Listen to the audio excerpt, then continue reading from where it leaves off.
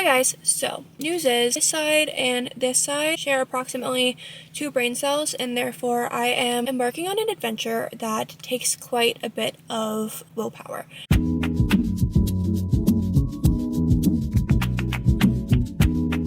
I was digging on the interwebs as one does, and I saw that there is an author event near me with Olivie Blake and R.F. Kuang. $10, I said sign me up. I have not read Atlas 6 or the Atlas Paradox, and the discussion that they're having is for the Atlas Complex. 5 days away from the event, I'm going to read both books. So here I am at Barnes & Noble to acquire said books. I'm going to take you guys on this journey with me. Let's go shopping.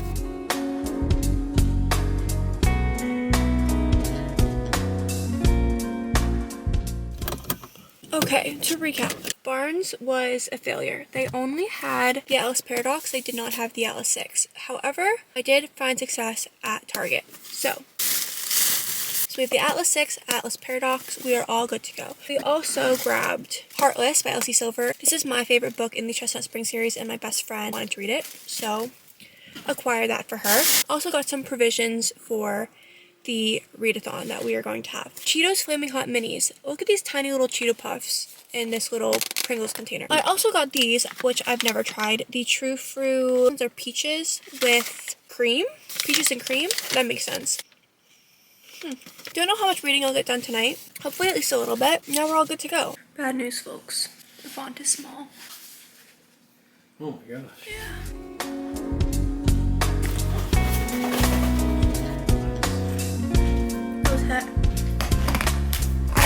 Oh! Shoot.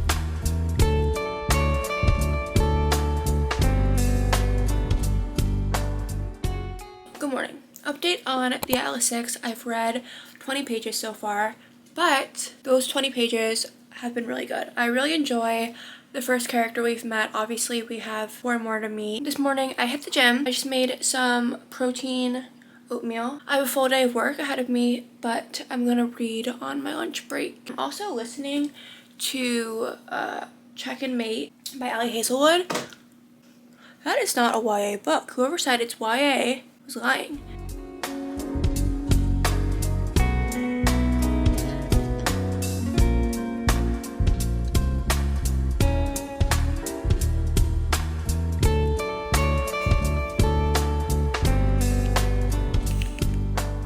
Just got to part 2, so I think that's like a good stopping place. But so far we've met all the key players, but I'm actually really enjoying it so far, and I'm having a great time like learning about them and their different magic. It's not a ton of world building because it's set in like our world. I don't know what year it's supposed to be. I got a little distracted while I was reading and I went on TikTok. Break is over. I have to get back to work. I have to finish up quite a few things, but we will check back in later.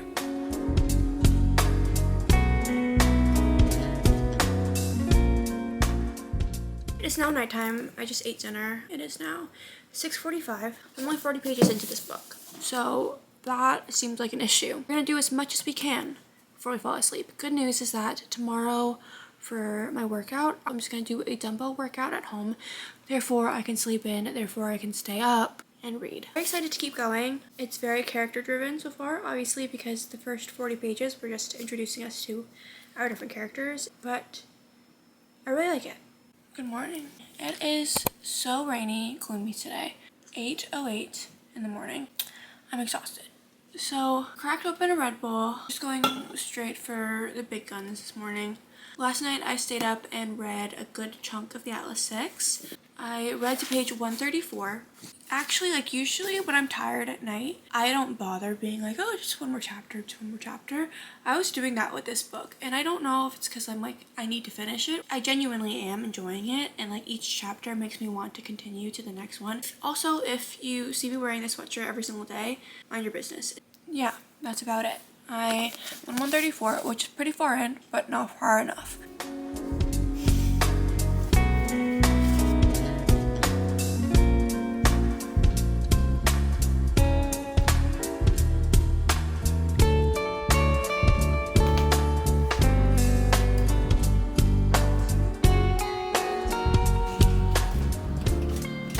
Page 170, if anyone wants to know. I started listening to the audiobook while I was working, just a little bit. That's where we're at.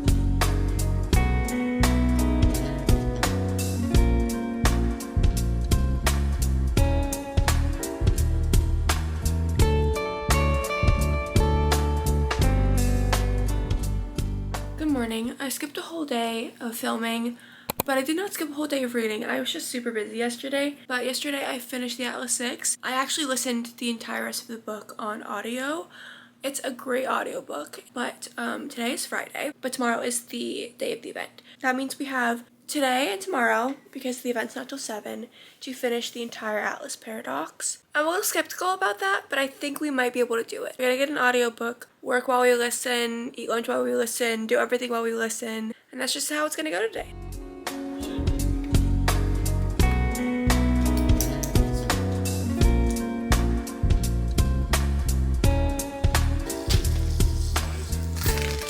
It's Saturday afternoon, and let me tell you, oh, it's bright.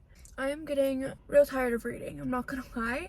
I'm currently listening to the audiobook. I have like 2.5 hours left of it, I think. We gotta go in like 2 hours. So either I gotta speed it up or we're gonna listen to it on the way.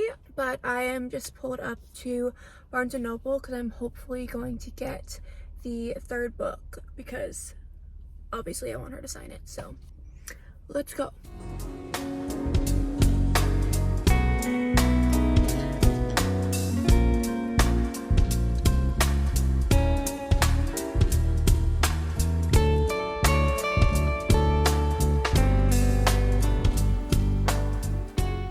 It is now many days later. I feel absolutely insane. By the time that I finished Atlas Paradox, I felt like I was genuinely losing my mind for a few reasons. One is obviously like dark academia is crazy, psychologically thrilling within itself. 2, I was listening to this audiobook on 2.2 speed, which is just not, it's too fast for me. I'm like usually a 1.4 kind of girly.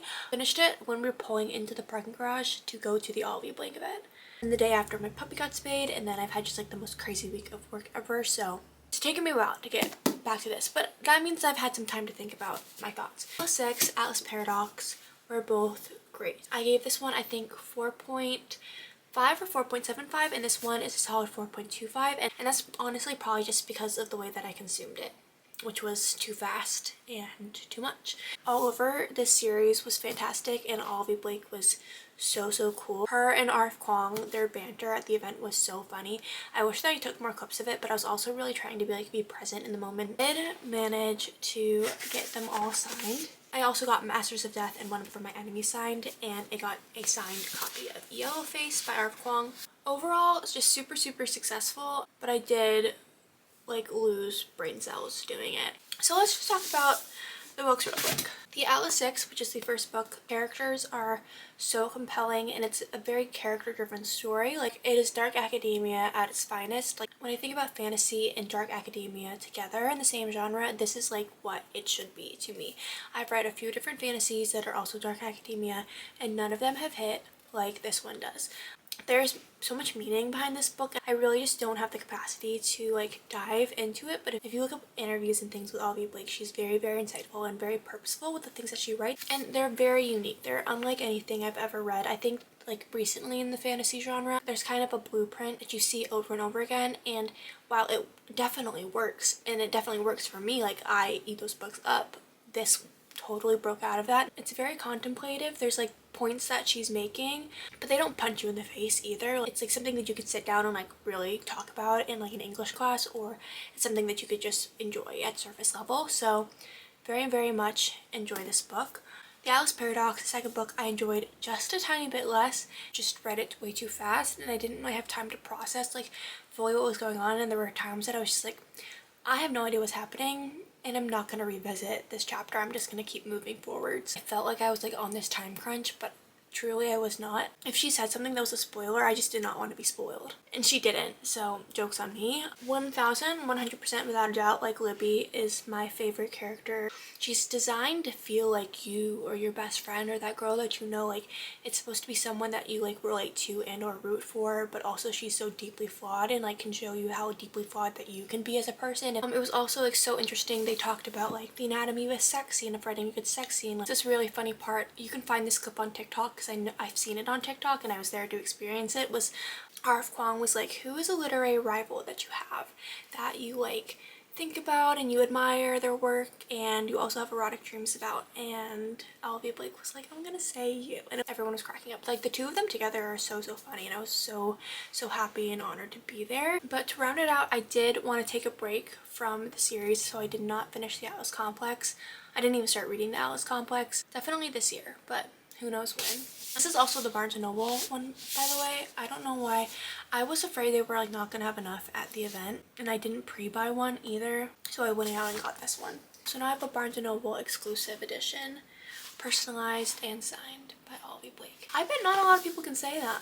Let me know if you guys have read this series, if you enjoyed it. Have a chance to go to an event with either Olivie Blake or R.F. Kuang. I absolutely recommend it. They are so funny, so relatable, so inspiring, and also like very intelligent. You can hear it in the way that they speak, and it's very cool to witness and be a part of. So like, comment, subscribe, and I will talk to you guys later.